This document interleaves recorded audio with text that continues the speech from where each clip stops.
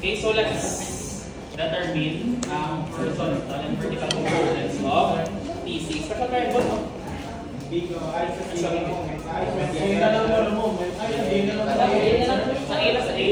Sa A, pero mga salang ng A, si P is equal 40. Akin direct, may TAB. Pwede. Suppose na, nakita, problema, wala na sa distance na bonito. Hindi na siya makuha ang movement sa vertical components ng 30 pounds. Kaya we did this distance. So isa-isa kami dyan, malabay na din. Sa din. Sa eta. May iba na mas tasig para sa eta. Muna lang ito.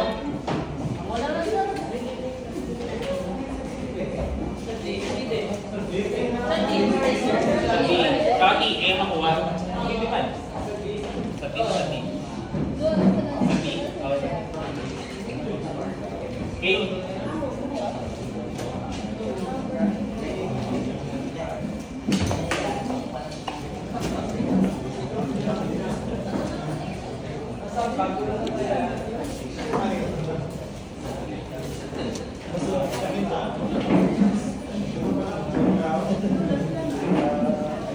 So let's determine ang components ni.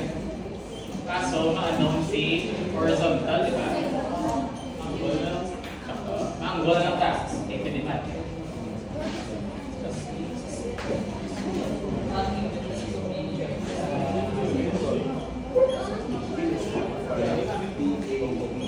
Ang tawag doon siya theta sa B.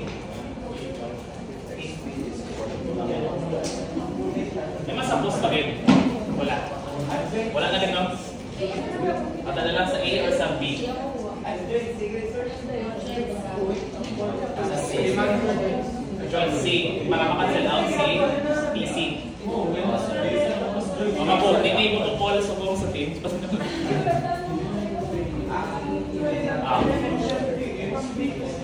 Ako sa eta, ma-movement, makuha si PC. Kaso brown na is isa-isa ang takit.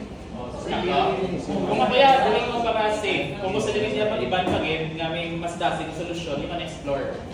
Pwede man sa D. Kaso si A mo, wala ka sa components, mas horizontal at vertical, which is maduwang yung equations na needed. Kung gusto mo yung safe kit, kuha ako si TC, kaya si TC is my horizontal na vertical component. Okay? Depende sa inyo ang decision sa kabuhi kung magsuma na kung sa inyo quiz or exam. Pero kung ako, gawin ko malabay, isa-isa ako ni, makuha ko si TC. Kaya may ako din naman the equations to unknowns. Eh di ba dali, makuha ko si TC. Makuha ko din si CB. Once may CB ko, magamit ko sa joint B, makuha ko ang theta sa B ka TA. Kaso pa moment sa C, natin sa C. Wala ka Japon, horizontal component kay TA, kaya wala ka XB, di ba? Okay, unknown si XB, unknown si TAB. O sa D. Mukha mo si TA. Ganyan lang. Napay na ka A. Tapos kung may harap ako yung buntot na gusto niya yung try na kasi gabalay. Okay, na sa A. Kaya ang tip lang ni class is, punahon mo ang mga tensile forces na complete ang iya nga horizontal at vertical component. Kaya para at least mag-per joint ka, hapos ka na mag-summation vertical at horizontal. Kaya mo siya problema din, kung labay na kay A, hindi na siya, kundi ka, summation vertical at horizontal kay wala ka sa component sa horizontal at vertical. So, mga equations to ano sa somehow, kang somewhere, the rin sa mga available equation. O, di naman kabala, kaduwa kami na joint. Ako si TC, joint ka din, joint sa dati. Moment at. Hindi mo pa si TA X component. Pwede man sa. May isa kamong option, you can represent this as TA horizontal, tapos TA na vertical. Another way, solving. Hindi man siya all the time, ano siya cosine or naka-ratio na in terms of TA. You can represent TAH kag TAB. Pwede na siya. Try na namin, di ba wala kita try, no? Nag-game per component nato. So, try na lang kapag o naman.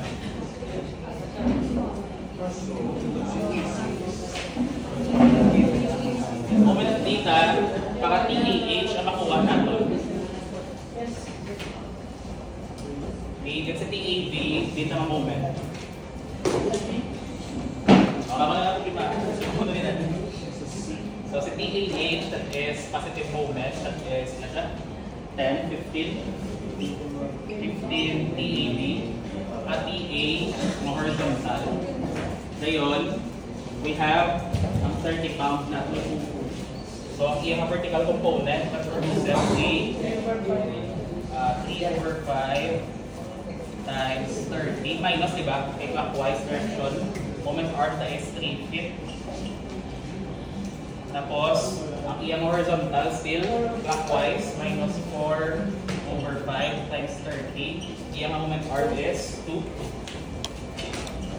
Ngayon, ang aton na force P, so that is a negative man na moment, clockwise siya. So, P is 40 pounds times 10 equal to 0. Ilang value ni TH?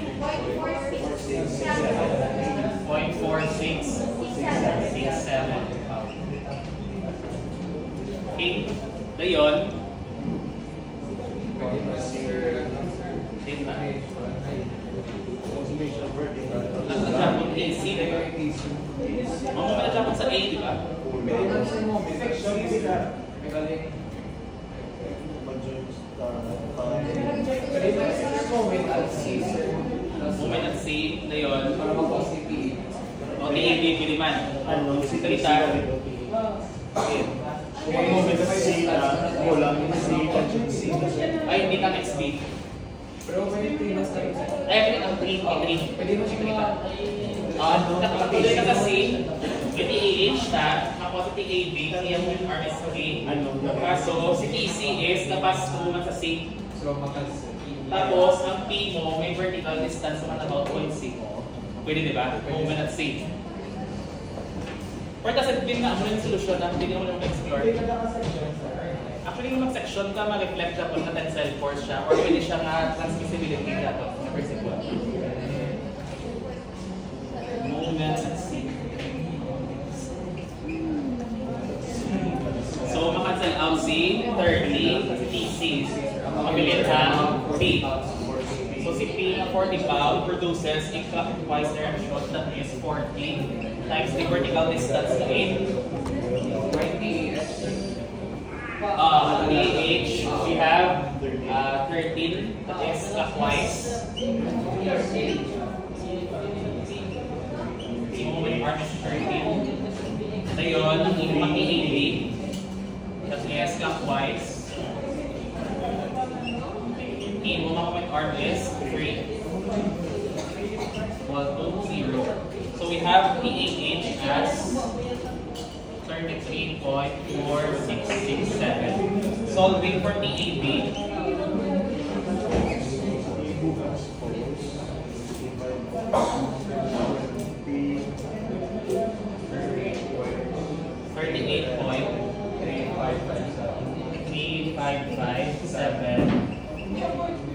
Okay, makuha na din ang angle. Okay, so let's solve for theta sub B. That is equal to arc tangent opposite sa ang vertical component natin sa aton na TA, that is punta ko natin kasi tingala ang test natin. That is arc tangent mas kasi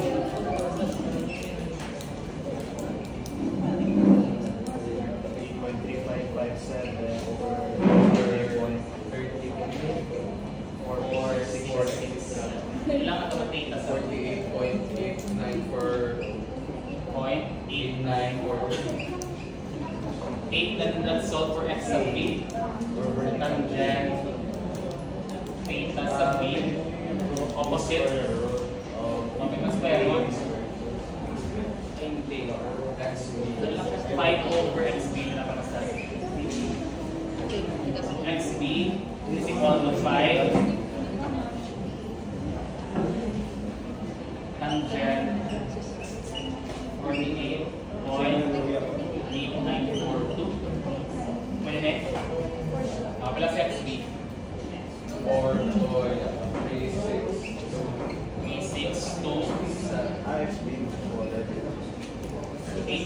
I think it's coming part, XB. Then let's solve for TAB. I also want TAB na pala. Adi na.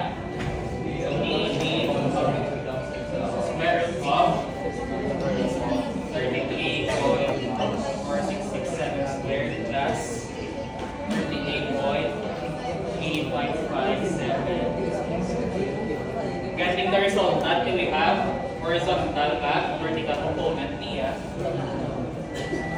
Ina si TAB. 9036.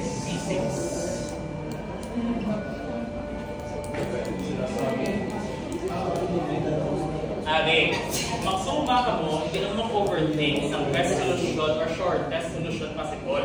Kaya nga, manlang mo na ma-analysis, paralysis na mo. Kaya feeling nyo, dapat ang pinakadasig and ending, ang pinakadasig mo itong panundong, 15 minutes, natapos mo na tayo sumba. Okay? So try nila kung anong first na mag-come up sa inyo naman. Siyempre, ang first na mag-come up sa inyo naman is ang na-try ninyo sumba. So depende na kung ano ka makadasig pag-analyze din, mas dasig maglabay. Mas ang important na principles are ang principle of transmissibility. So pwede mo ma-move ang mga forces along its line of action. Mas important na isa lang ina sa ino mo ito nga upper joint na. Mas dasig. Mas dasig pag-point din ito. Letter B. Sige pa ng dombe. Solving for B, even si X sub B. Din malabay.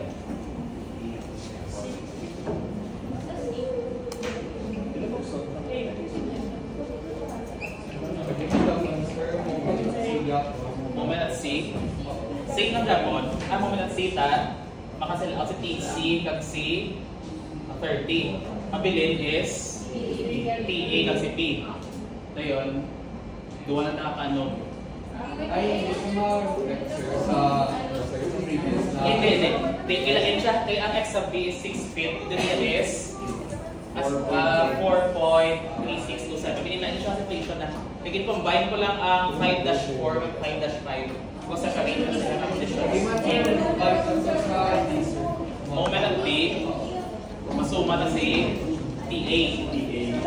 Si TC. Pero ano si B? Si TC. What if na moment na kay B? Kaso duwa ng Japan na ano? Isa lang mo, sir. Pwede. TC lang. Pwede rin ah. Sa TC na, Ay, sir, kung mo moment at B, kasi TC lang ang result. Kasi TA, 0. or what if retain na ito may horizontal at vertical? Hindi ka rin matawan. Tama na ano.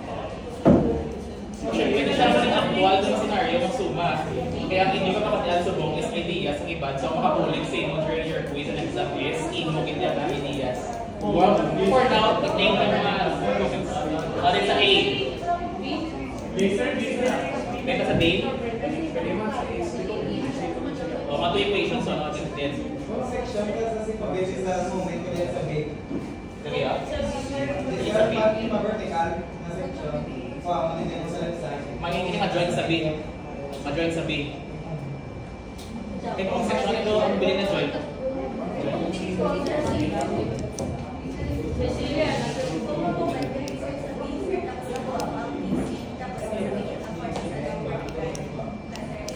Pwede, kaya ang iyong ka-TA is malabay sa B.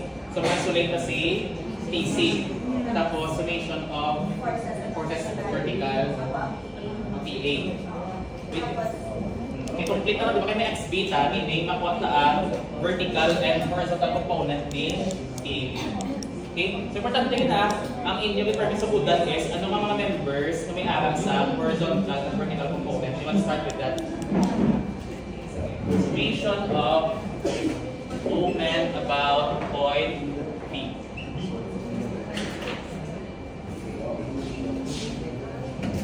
Okay, so it leaves us TC na lang at 30 pounds. So for our TC, anong component natin? We have 3 to square root of, kailan na siya? 11. Sorry, 4 yun. 13. 9 plus 4.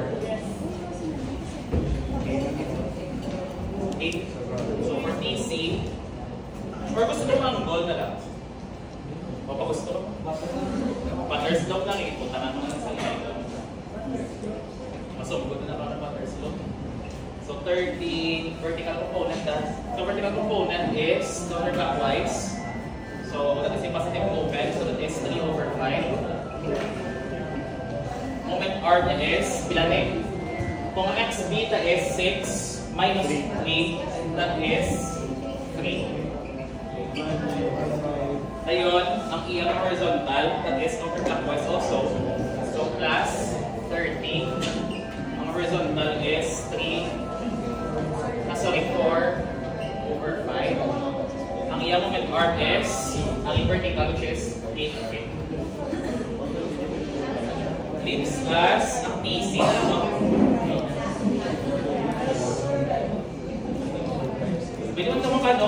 Pwede ka maka-refer sa PC na ala sa D, sa PC na ala sa C, or gusto nyo mag-exhibition, i-project mo pag-itagin tupong D para bilhin mo is vertical. O depende sa inyo discard na kung anong comfortable sa sir. Comfortable, kasi sir mag-discard kayo ng silingit. Gusto mo decision na mag-uwi. Okay, so ako i-delete mo lang sa D okay, para hindi lang mo confuse sa figure. So if PC is, let's consider vertical component. So that is counterclockwise. Plus TC, that is 2 square root of 13. Iya moment arm is bila? 3, XP no? That is 6. Di ba ang consider kung ang point of application sa thesis sa point D. Okay, may follow mo lang ang figure. So ang akong na moment arm is 6.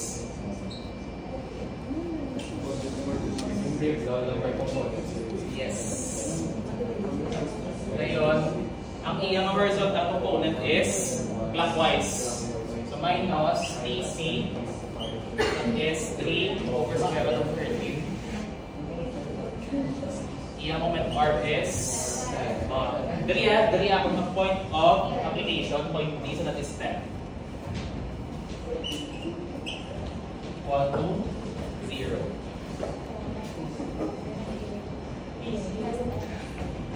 So PC, ayan naman tanong, minus 33/5 times 3 minus 34/5 times 8 all over 6 2 square root of 13 minus 10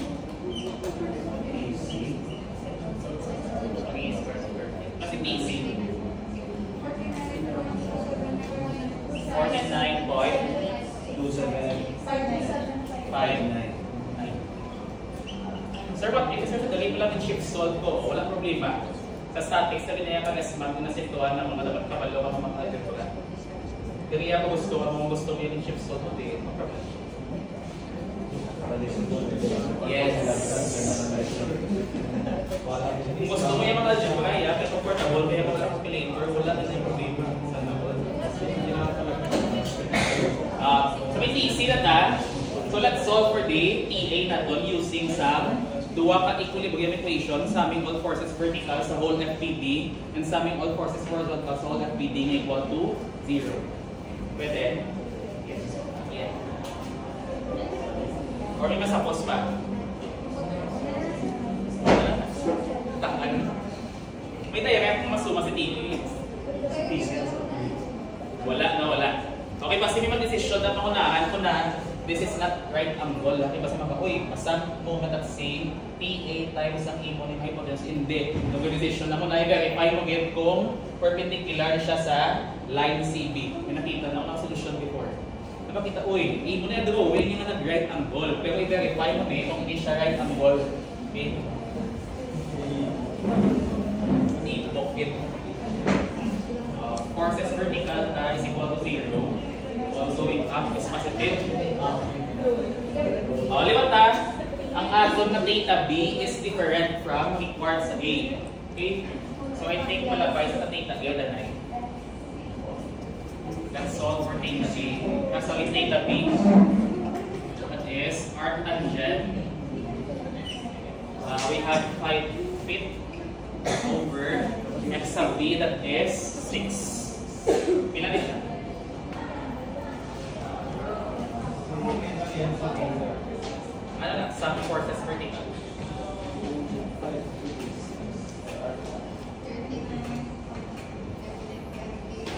Second point, 805.6. Okay, then let's sum all forces vertical equal to 0.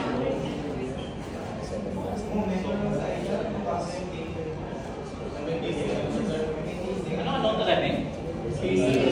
Ang bilang mag-click mo. Gusto ko makita kasi data bilang eh.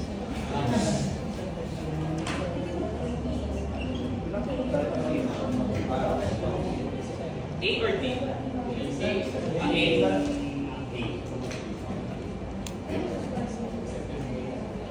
Okay, so mabilin is horizontal component to TC. So that is counterclockwise. So minus TC 3.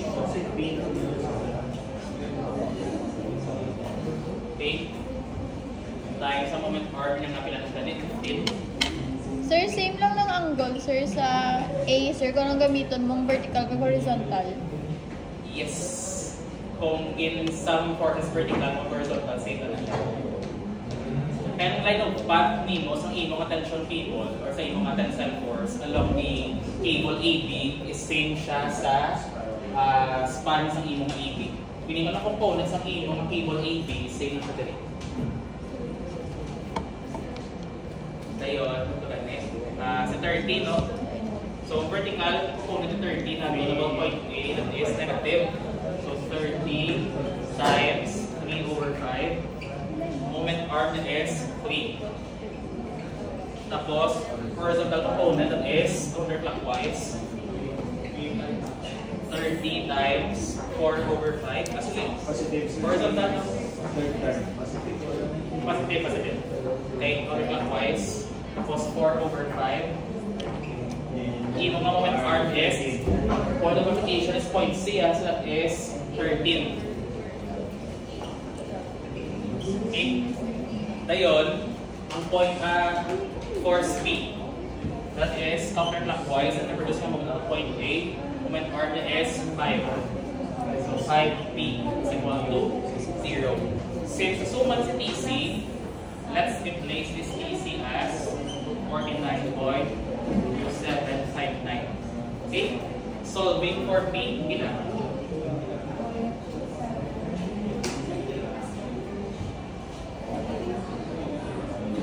Any observations? Ano mas dasig ng mga solution usually? Kung mag-movement ka, no, consider mo ball and beating, mas dasig.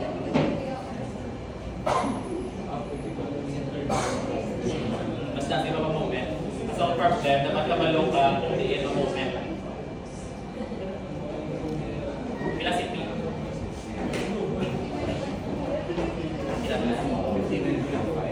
59.5. Lingaw, no? Sino lingaw? Takaan ako eh. Same band eh. Ang style ko sa calculator, total na naman another calculator technique para mas dasig. Kabalok ka ko, hindi type po isa-isa. Ang mas dasig sa calculator. Aking A. Okay? Tapos naman minus. Ari is B. Tapos ari plus, this is C. Anong na doon? Si P that is plus 5x is equal to 0. Ano yung brown? Press, shift, solve. Anong first yung mangkotod? Mangkot sa anong value ni A. So input mo, ari. Butang mo da. Tapos B. Makaduna siya ng solution sa ining na term directly. Let's say, butang mo na siya that is 49 point something times 3 over square root of 13. Ang problema, paano kung i-type ang 3 over square root of 13? Linear, di ba? Linear siya. Ariya, di ba ta? Basta mag-shift solve ka, naging present mo siya ka variable, one-liner na siya, hindi na nakagat sa fraction. So para ma-type mo ng 3 over square root of 13, what if, himuha na siya, this is 49.2759 times 3 times what if 13 raised to negative 0.5? 71.5. 7. Ano yan? Check mo na siya. Mag 1 over square root of 13, this is equal to 13 raised to negative 0.5. Pwede. Tinakapunta fraction. Tapos dasing. Times na yun, 15. Next, B, C, tapos masumang 6. Mas dasing. Mga ginagawa, kung nagiging kapoy, class, uy, sala. Back, left, up. Erase. Diba lawing? O na-feel ko naman yan before, mas dasing kung mag-one-liner. O malang sa tabakan ka, kapag kita midway, napadasing ko ng solution. So, that is 71.4. Unang class kung tabakan na mo, sure kung kailangan. Kung tabakan ka, mangita ka midway, paano padasing ko ang solution. Sige, kung kami 4 plus time nila. Okay? So, you can now try practicing problems sa e-builder. Ang case mo is subjected to concentrated loads, condition for loads. Okay, tomorrow, we'll continue with our chest ng particular. Then, ang 3D, makita rin ko sa room, guro sa SJ para makasaksak ko tayo. Aircon, liwan? Ang laptop was para sure na game. So 9 AM to 12 noon. So anong task sa mga nag-play? Please try to review the tables. Para at least wala akong backlogs. Sa backlogs na lang mga minor. Okay? Wala na questions. You are free to go.